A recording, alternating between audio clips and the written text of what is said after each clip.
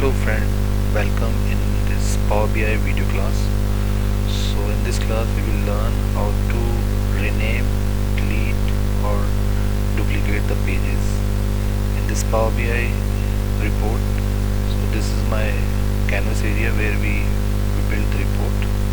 So this is my first report and I want to make the duplicate of this report. So first I'll just right click on it and then make the duplicate of this report.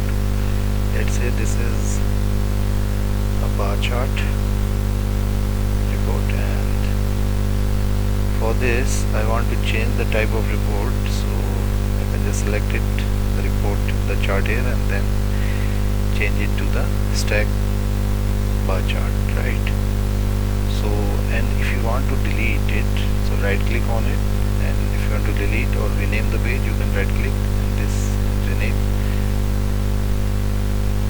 stacked bar chart, right? And if you want to delete this, so right click on it, delete. This way you can delete it, and this in this window you will just click on here delete button.